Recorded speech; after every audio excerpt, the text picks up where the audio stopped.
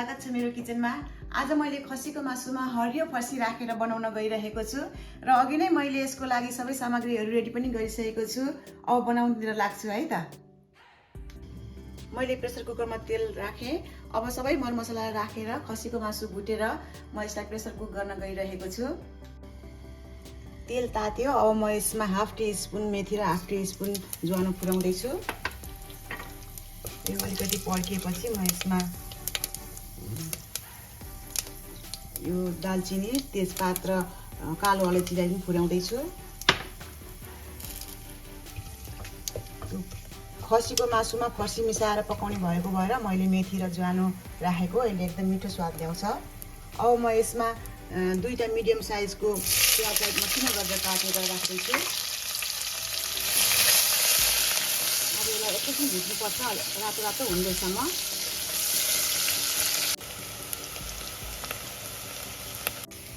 प्याज यतिको रातो भएपछि मैले यसमा 1 केजी खसीको मासुलाई राख्दैछु।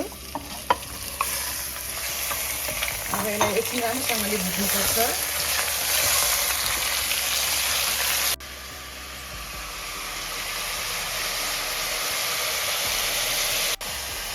मैले यसलाई मिडियम हिटमा एकछिन भुटेँ।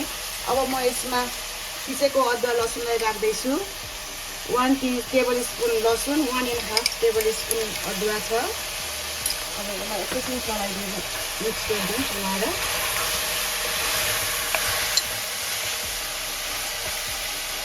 अब मैले यसमा बेसार राख्दैछु। 1 टिस्पुन बेसार राखेँ। नुन स्वाद अनुसार 2 टिस्पुन राख्दैछु अहिले मैले। फेरि एकछिन यसलाई राम्रोसँगले भुट्नुपर्छ। यो लसुन अदुवा भुटिँदैसम्म एकछिन भुट्नुपर्छ। अब यसलाई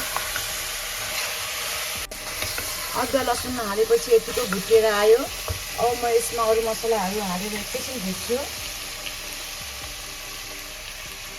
मैले 1.5 टिस्पुन धनियाँको पाउडर राखेँ। त्यसैले 1.5 टिस्पुन जिरा पाउडर, 1 टिस्पुन मैले यो काश्मिरी मिर्च राखेको छु, कलर पनि यसले राम्रो ल्याउँछ।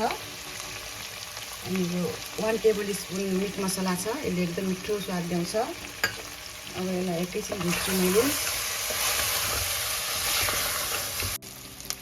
दुईटा टमाटरलाई मसिनो गरेर काटेको राख्दैछु। अनि 3वटा सुकेको खोर्सानीमा मैले अलिकति पानी राखेर यसरी मसिनो गर्दै पिसेको रेगुलर पनि राख्दैछु। अब यसमा मैले अलिकति पानी राखेर प्रेसर कुक गर्दैछु। चलाइदिउँ।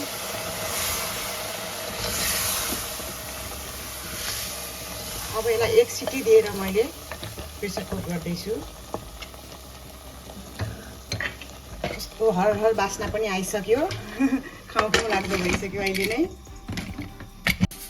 मैले हरियो फर्सीलाई राम्रोसँगले काटेर यसको गुदीहरू निकालेर 600 ग्राम रेडी गरेको छु। अब यसको सिटी पनि लाग्न थाल्यो। अब म यसलाई खोलेर हेर्छु।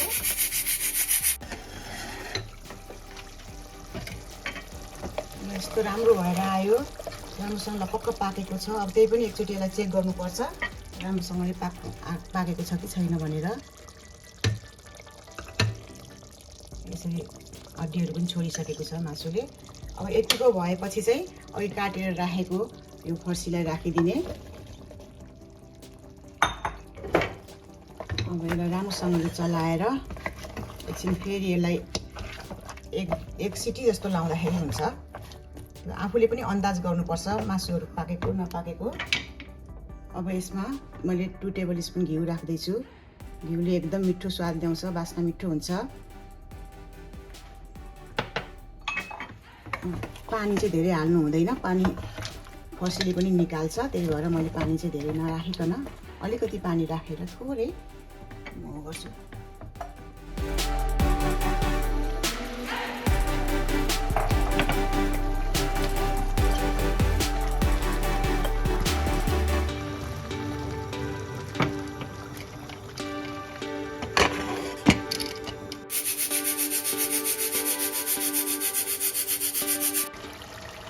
दुई सिटी लागेपछि यतिको भएर आयो।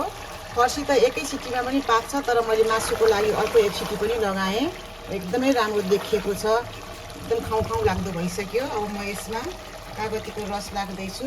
मैले आधी कागतीलाई निचोरेर राख्दैछु। अनि यसमा हाफ टीस्पुन मैले यो सुकुमेरको पाउडर राख्दैछु। अनि धनियाँको पत्ता। अब यो सर्भ गर्नको लागि रेडी पनि भइसक्यो। एकदमै राम्रो देखिएको छ र हजुरहरूले पनि यसरी बनाएर इन्जोय गर्नुहोला। अब नुनहरू कतिको मनपर्छ त्यही अनुसारले चाख्ने हो आफूलाई।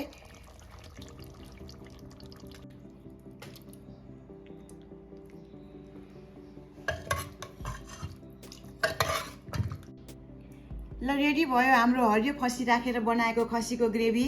अब यसलाई यहाँहरूले राइससँग, मकैको च्याख्लासँग, ढेँडोसँग, रोटीसँग खाँदा एकदमै मजा आउँछ र यहाँले पनि ट्राई गर्नुहोला।